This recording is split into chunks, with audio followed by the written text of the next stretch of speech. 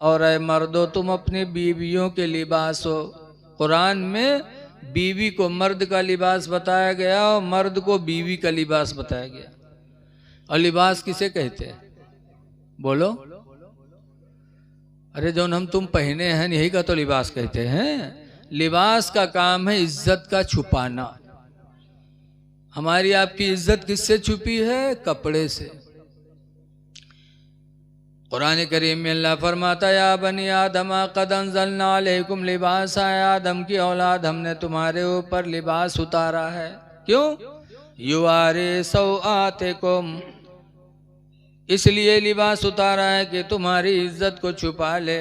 वरीशा, और इसलिए भी लिबास उतारा है कि लिबास तुमको खूबसूरत बना दे। लिबास का काम है इज्जत का छुपाना। माँ बीवी मर्द का लिबास है, इसका मतलब यह है कि बीवी और मर्द के इज्जत को छुपा ले। मर्द के घर में कोई कमी हो, मर्द में कमी हो तो औरत कहीं बयान न करे, इज्जत को छुपा ले। तो गोया कि औरत मर्द के लिए लिबास हो गई। लेकिन आजकल देखा जाता है मेहरुआ यही है जहाँ विदा हो के मर्द के घरे, और 2-4 दिन के बाद जब लौट के जाई हैं तो अपने मैका मैया दुनिया भर बुराई जड़ के तैयार करी। हमारा आदमी वही में रहमान नंद हमका डाहत है, जेठवा हमका परेशान करते है, सास हमार दुनिया भर के हुआ लगाए दे हैं अपने मैका। उसके बाद बेचारा मर्दवा जब आने जाई तब उसका सब थूकी है बैठ के। जब सब थूकी है तो वह दिल में कुड़ कुड़ के सोचा था, कहते अच्छा रहा अब के लिए तब तुमका कूटी थे कायदे से। अब जब लेके आवत है तब कुटाई शुरू करत, तब वो घर मिसले जन्नत नहीं रह जाता। बीवी को चाहिए कि शौहर की इज्जत पर पर्दा डाले। कोई कमी हो जाए तो कहीं बयान न करे। ऐसे मर्द को भी चाहिए कि बीवी से कोई कमी हो तो मर्द अपने दोस्तों में न बयान करे, कहीं बयान न करे। दोनों एक दूसरे के लिए लिबास हैं, और लिबास का काम है इज्जत का छुपाना। इसलिए लिबास ऐसा भी होना चाहिए जिससे इज्जत छुपे। आज हमारे नौजवान भाई पैंट पहनते हैं, पैंट और इतनी चुस्त पहनत है कि अगर पिछली दुकान पर नजर डालो तो 2 हिस्सा में बटी नजर आवत। बताइए, आपने लिबास भी पहना, आपकी इज्जत भी नहीं छुपी। और वही लिबास पहन के जई है जुम्मक नमाज पढ़े, पढ़त पढ़त पढ़बो करी है 8वें दिन तो अपनों खराब करी है, दूसरे को खराब करी है। पैंट और शर्ट पहन के जाइए नमाज पढ़े के बाद जब रुकुम जाइए तो पैंट खसक के चुतरे पे चली जाइए और शर्ट खसक के कमर पर, और उसके बाद सजदम जाइए तो आधा मामला खुला। अब बताओ तुम्हारी नमाज तो चलेंगे, पीछे जो देखा थे उसके दिल पर का बीता थे बताओ। ऐ नौजवानों, लिबास वो पहनो जिससे तुम्हारी इज्जत छुपे। अल्लाह ने साफ साफ फरमा दिया युवारी सौआतिकुम, इसलिए लिबास हमने दिया है कि तुम्हारी इज्जत छुप जाए। आज हमारी माँ बहनें भी कैसा लिबास पहनती, 1400 साल मेरे नबी ने पहले बताया था। अन अबी हुरैरा काला काला रसूलुल्लाह सल्लल्लाहु अलैहि वसल्लम, हजरत अबू हुरैरा से रवायत है अल्लाह के रसूल ने इरशाद फरमाया कासियातुन, नबी ने फरमाया एक ज़माना ऐसा आएगा कि औरतें लिबास पहने होंगी। कासियातुन, लिबास पहने होंगी, आरियातुन, फिर भी नंगी होंगी, लिबास पहनने के बावजूद नंगी होंगी। मुमीलातुन माइलात, दूसरे का दिल ले बैठेंगे और अपना दिल दूसरे को दे बैठेंगे। आज ऐसा ऐसा लिबास, और ऊपर से नकाबो पहनी है, और नकाब पहनी है तो कौन मेर, नकाब पहनी है तो कमर में यह रस्सा बंधी है, लागत है डाका डारे जात। रस्सा बांध लिया जब तुमने कमर में तो तुम्हारे जिस्म का हिस्सा छुपा कहाँ? ऐ मेरी माँ बहनों, जरा ठंडे दिल से सोचो। लिबास का इजाद इसलिए, नकाब का इजाद इसलिए हुआ था कि तुम्हारे जिस्म के हिस्से पर किसी की निगाह न पड़े, और जब तुमने कमर में कस लिया तो फिर तुम्हारे नकाब पहनने की जरूरत क्या रहेगी? ऐ मेरी माँ बहनों, इस्लाम को बदनाम न करो, मुसलमानों को बदनाम न करो, लिबास ऐसा पहनो। जरा हजरत फातिमा जहरा की जिंदगी देखो, जब उनके विसाल का वक्त आया था फातिमा ज़हरा क्या।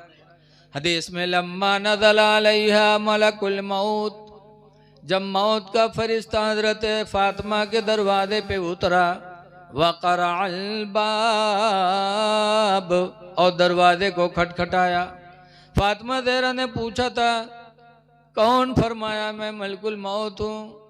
तो हज़रत फातिमा ने फरमाया था मैं नबी की बेटी हूँ, मेरे चेहरे को ज़िंदगी में किसी ने नहीं देखा, किसी अजनबी ने, तो मैं नहीं चाहती कि मरते वक्त फरिश्ता मेरा चेहरा देखे।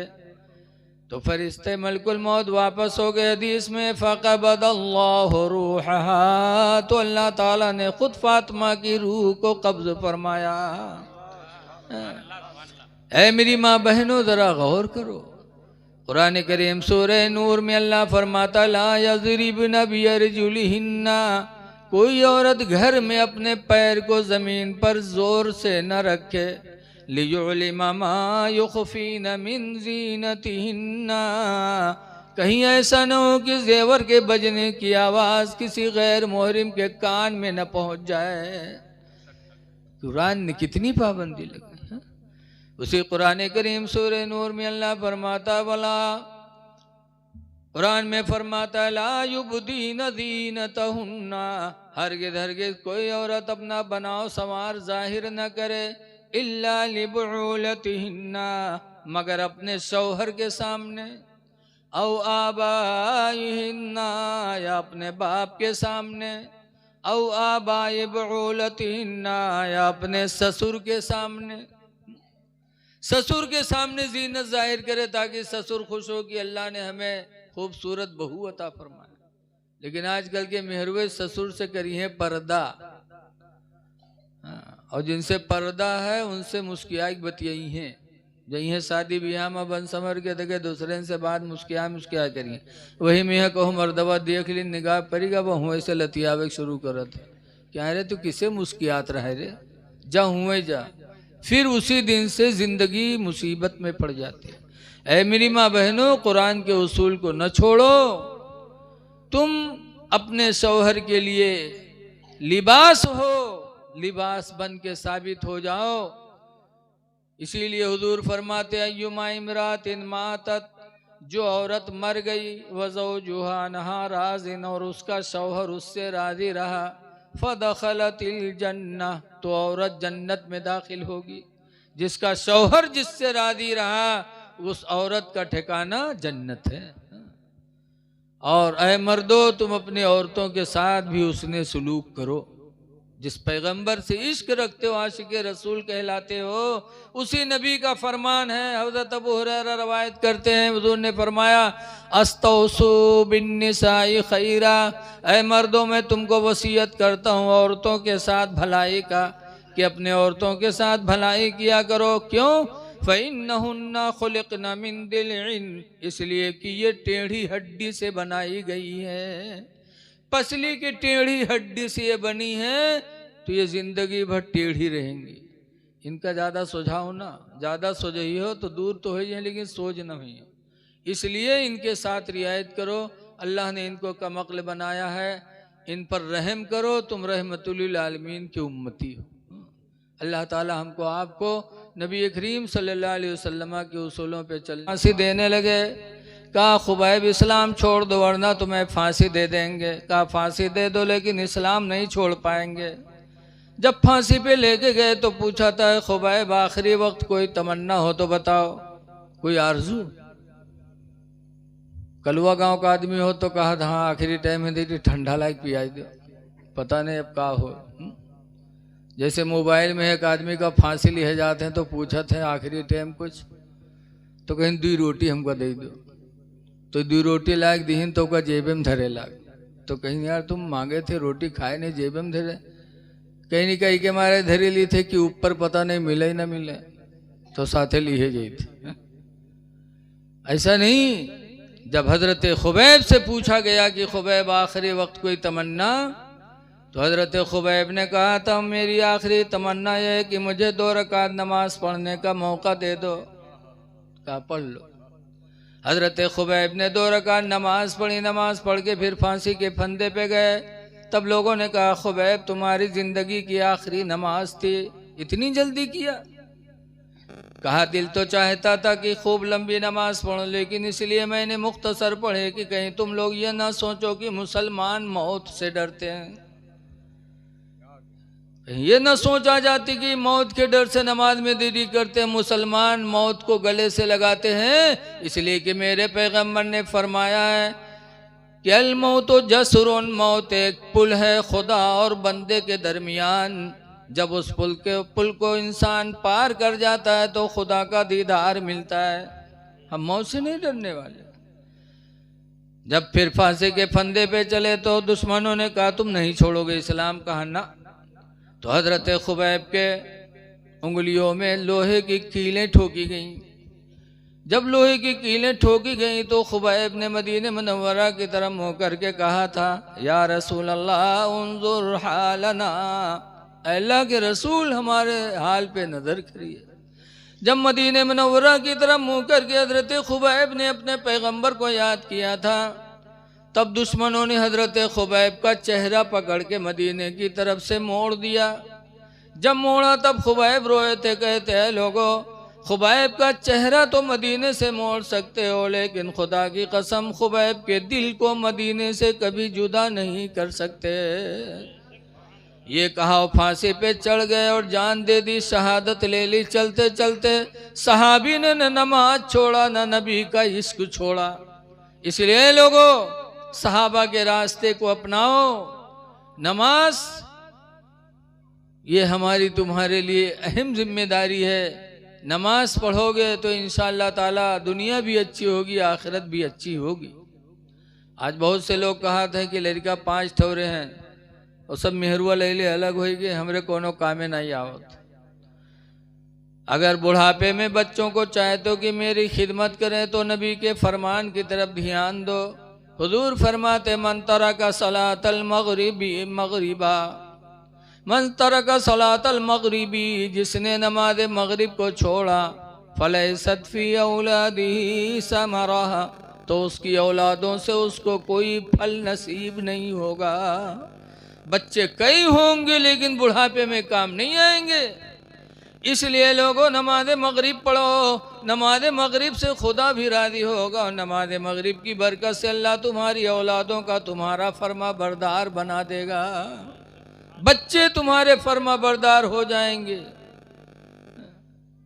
आज बहुत से लोग कहते हैं कि मौलाना साहब रात में नींद नहीं आती, और सोईतो हैं तो ख्वाब देखे थे, कहूँ सांप खरीदा था, कहूँ कुत्ता खरीदा था, कोई ताबीज बना दीजिए। ऐसे बहरे छोटे तकिया में एक आदमी कहा मुफ्ती साहब से कहा लाग हजरत ताबीज बना दीजिए। कहीं का बात, कहीं बहुत शर्म की बात है मुफ्ती साहब कि जवान हो गए, मेहरुआ घरे है और ख्वाब में यहाँ बिस्तर मूत मारी थे। मेहरुआ वो दुलटी सुनाओ था, घर वाले वो शर्मिंदा कर रहे थे। हजरत कोई ताबीज़ बना दो। हम ख्वाब देखते हैं कि घर खेत में बैठे हैं और जब पेशाब हो जाता चप चप लागत है तो आँखें खुलत है तो देखिए तो बिस्तरे भीगा है। तो हजरत ने ताबीज़ बना दिया। वो ताबीज़ लेके गवा और दूसरे दिन फिर मदरसम पहुँचा। कहते हजरत कौन दुश्मनी हमरे साथ है किया? कहीं का हुआ हो? कहीं जाओ, अब तक के पेशाबे करे तरह बिस्तर पैखाना हो लाग। कहीं क्या हुआ? कहीं आज रात में ख्वाब देखें कि पैखाना लाग है तो हम खेते में गए और जब खेत में बैठे मारे धड़ से तो देखा बिस्तरे पर आए। तो ये कौन दुश्मनी हमरे साथ है किया? आज जाते हैं ताबीज़ बनवाने की, ताबीज़ पहनकर हम आराम से सोएंगे। नबी का नुस्खा भूल गए। मेरे पैगंबर ने फरमाया था मन तरका सलातल ईशाई, जिसने नमाज ईशा को छोड़ा, फलैसत फी नौमिही राहतुन, तो उसके नींद में कभी सुकून न होगा। नींद सुकून की नहीं सो सकता। नमाज ईशा पढ़ के सो, फिर अल्हम्दुलिल्लाह नमाज ईशा की बरकत देखो कि कैसी सुकून की नींद अल्लाह आपको अता फरमाता है। और नमाज ईशा पढ़ के सोओगे तो जान माल की हिफाजत भी खुदा की तरफ से होगी। बसरा की एक औरत थी राबिया, नमाज ईशा पढ़ के सो रही थी। घर वाले थे नहीं, कहीं रिश्तेदारी में गए। अचानक चोर दिन पहुंच गया और पहुंचा, देखी घर में कोई नहीं, अकेले एक औरत है। तो सोची आज तो आराम से चोरी कर पे, अगर यह जाग गए तो इसके घूसा में का जमीन पकड़ा गया। ये करी का बड़े आराम से माल तलाश किया और तलाश करने के बाद उठा के गठरी सर पे रखी और रखने के बाद जाने लगा। जैसे राबिया के घर से निकलने लगा, अंधा हो गया, आंखों की रोशनी चली गई। उठा के गठरी फेंका, कहा या अल्लाह आंखों की रोशनी दे दे, परवरदिगार अब चोरी नहीं करूंगा। अल्लाह बड़ा मेहरबान है, अल्लाह ने आंखों की रोशनी वापस कर दी। जब देखे लाग तो ठाड़ सोचे कहूँ बेर बेर थोरो हुई। फिर उठा ली इस गठरिया और उठा के सर पर रखा, फिर जाने लगा। जैसे आगे बढ़ा वैसे आंखों की रोशनी फिर चली गई। जब फिर अंधा हुआ तो उठा के गठरी फेंका, कहा या अल्लाह अब जिंदगी में कभी चोरी नहीं करूंगा, इलाही मेरी आंखों की रोशनी वापस कर दे। अल्लाह ने फिर रोशनी वापस कर दी। तब कहने लगा या अल्लाह जिंदगी गुजर गई, बड़े बड़े घरों में मैंने डाका डाला, लेकिन ऐसी मुसीबत नहीं आई। आज इस घर में तन्हा एक औरत सो रही है और मैं चोरी करने पर कुदरत नहीं पाता। गैबी आवाज आए, मेरे बंदे तूने बड़े बड़े घरों में डाका डाला होगा, लेकिन राबिया के घर में डाका नहीं डाल सकता, इसलिए कि मेरी बंदी राबिया नमाज ईशा पढ़ के सोई है। नमाज ईशा की वजह से मेरे फरिश्ते उसके जानो माल की हिफाजत का पहरा लगा रहे हैं। जहां मेरे फरिश्तों का पहरा होगा वहां तुम चोरी कैसे कर सकते हो। चोर रोने लगा, कहने लगा या अल्लाह हम इतने बदनसीब निकले कि जिंदगी गुजर गई माले हराम के चक्कर में, और इसी रुए जमीन पर तेरी बंदियां ऐसी हैं जो नमाज पढ़ के सोती हैं, तो उनकी हिफाजत के लिए तेरे फरिश्ते आसमानों से उतरा करते हैं। चोर अहद करके निकला कि अब इंशाअल्लाह ज़िंदगी में कभी नमाज नहीं छोड़ेंगे।